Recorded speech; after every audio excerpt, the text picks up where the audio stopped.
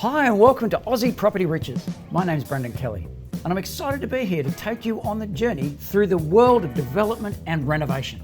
And I am Francis Goh, his better half. Together, we'll explore the world of creating wealth through property. In each episode, we'll take you behind the scenes of groundbreaking developments, share expert insights, and feature success stories from the industry's top professionals. So whether you are a seasoned developer or just curious about the industry, we've got something for everyone. So join us and tune in to Aussie Property Riches. Let's get going!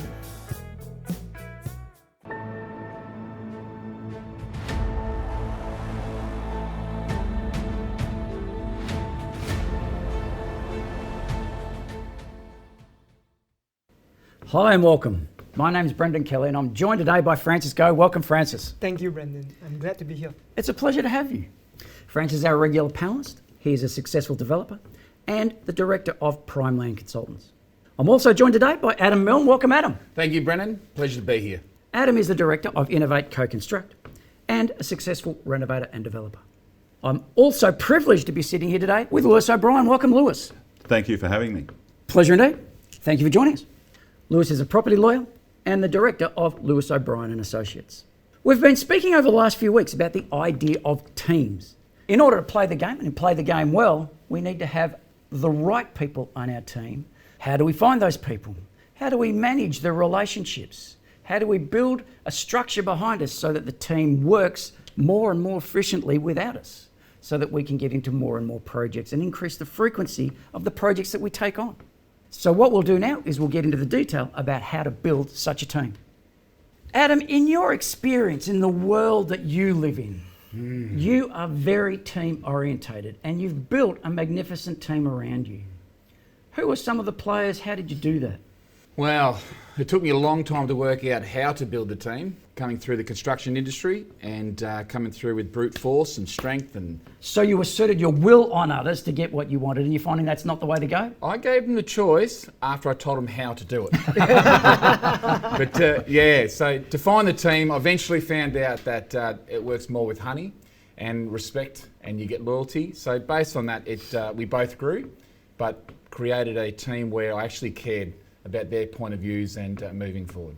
That's a big shift. So, Lewis, you're in your world where you're working with people and you've seen people both succeed and struggle through projects from a legal perspective. You would have seen that team and team building carry significant weight. Absolutely. I think Adam makes some really good points there.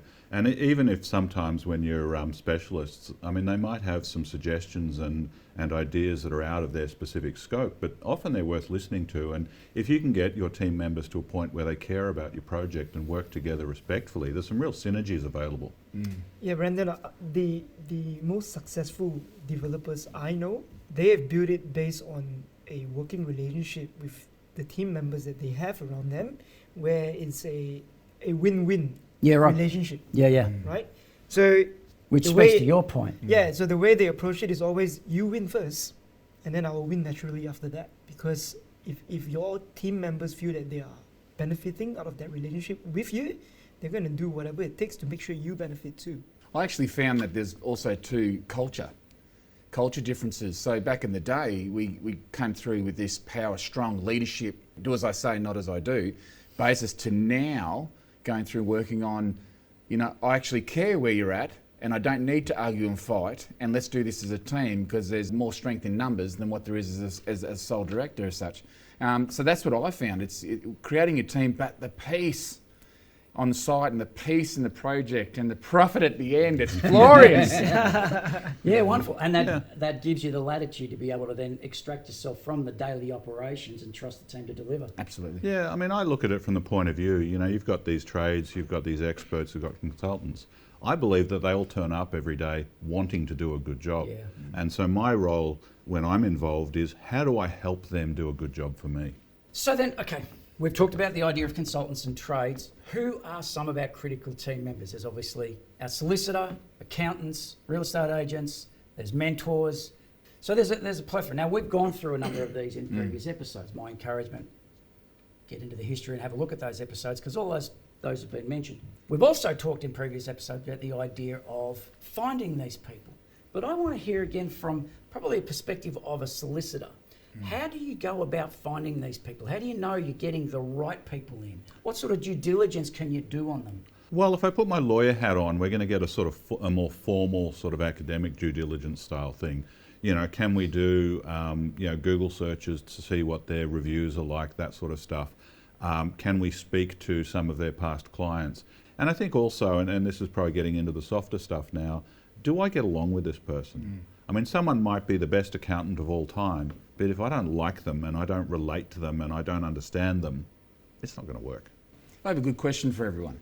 On a building site, you find a lot in regards to, I hear what you're saying coming from a point of finding trades, but there's an element there where a lot of trades and a lot of skilled trades don't market, don't have a front page, don't have their professional front house, because all of it's done by reputation on word. You're only as good as the last trade. So the thing about that is we can still do a search. The hard one is, what do you do about the trades that don't perform that, because that's not important to them? I've got enough work and I do a brilliant job, and there's a lot out there that do that, and then they do it. How would you handle that situation? Well, I don't. If, for example, they came recommended by my appointed project manager or the builder, then let the builder handle them, right? But if it's for me, I do get a little bit concerned about this kind of businesses where, you're right, they will probably be the best technician in what they do, but if they are not great at managing their business, I'm not sure about the reliability, right? But that's me. It could be I'll just go through, say, if I appoint a builder like yourself, you can manage that relationship, but my relationship is with the builder. I was going to say, I think that, doing a Google search on someone, I take Adam's point. There are some builders, some trades, they operate typically in smaller areas, they do very good work, they don't feel the need to market, they're always busy.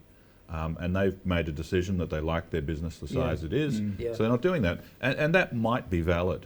But the other side of the sort of Google search is, if no one's complaining or there's some positive feedback, well, that's part of your answer.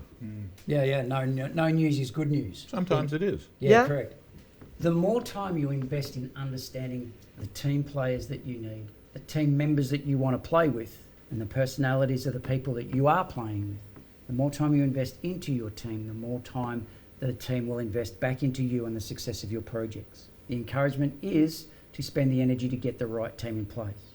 Up next, we'll talk about how to solve some of the issues that might generally arise. See you shortly.